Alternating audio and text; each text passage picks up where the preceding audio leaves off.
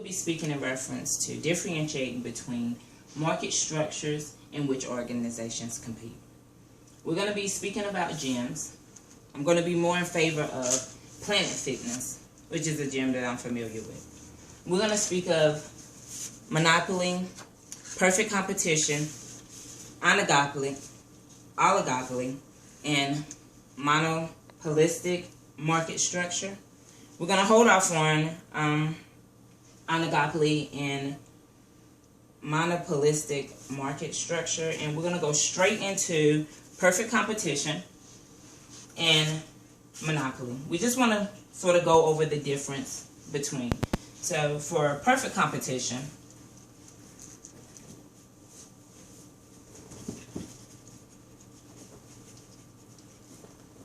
and I'll probably be abbreviating going forward since it takes this long, and monopoly. Again, we're going to really go king into those two. Feel like they have a lot in common. So for monopoly, mono, one, means there's one competitor, one player in the game, that's the only person. For perfect competition, meaning there's more than one competitor.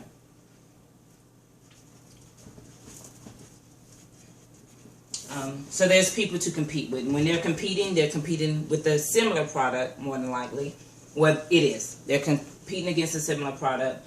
So they're looking at what is their prices compared to my prices. How many people are in this area? Who do we have to try to sell to? When it comes to monopoly, I'm the only person in this industry that sells what I sell, that has to offer what I have to offer. I can set my own prices as well as my own quantity. I'm not doing that. Whereas with perfect competition, industries or gyms in this industry that has a lot in common. They're not able to set their own prices nor their own quantities. So they're more or less what we call price takers. And there's a bunch of them in this industry. They're identical again, prices, the quantity and all, the service that they offer, everything would be the same. What sets, again, we're speaking of Planet Fitness as a monopoly for me. They have lower prices, meaning monthly fees, and they have a no judgment zone, which I find favorable. If you're one like me that don't like people to constantly come up, judge you. You need to do this, you can do that. Let me work out, get it over. So those two, this is what they have in common. We tend to call this industry, or they have that give or take, that fine line between love and hate with the perfect competition and monopoly. There's a more or less of a low, competition or competitors here, and we'll look more into these people. And then there's the high, or a large quantity of competitors we would want to look at. And then there's more or less of a demand, or the product. What sets this product? Is it low in differentiating, being different than the other ones, or high in being different? And now we'll look into oligopoly and monopolistic market. Monopolistic market structures is more or less that this is a popular gym, popular market, popular brand. I say Planet Fitness.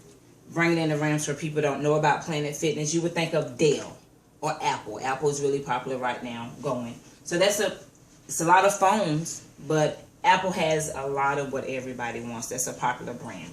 So that will fall in the lines of, again, monopolistic market structure, or monopolistic, that would fall in the lines of, again, I would say that, to me, Planet Fitness has this right here to offer. That monopolistic viewpoint for me.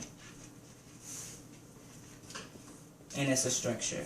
The reason why I say that about Planet Fitness, unlike other gyms, they have a low monthly fee. I go there, I'm going to be doing the same thing. Why am I paying you $30 a month when I could pay $10 a month to go in, get the same workout?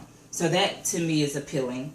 And then they also have a judgment-free zone. Again, I speak in reference to that. That's imperative to me. I want to work out. I don't want to be bothered. So for someone like me that just want to go in, get out, I pay my membership. That's important. And this is what makes Planet Fitness a popular gym for most, as well as me, as so Apple or Dell to some people that have certain qualities that they want in a device, and they don't mind paying a lot for it. So then we'll look at Oligopoly.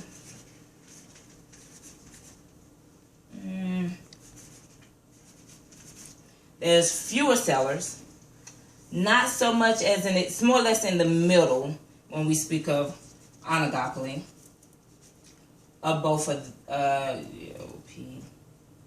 I'm sorry. So it's more or less in the middle. It's not the only competition, or it's only player in the game, we would say, but it's not as high as the perfect competition. So again, that's what sets that apart. So fewer people in it.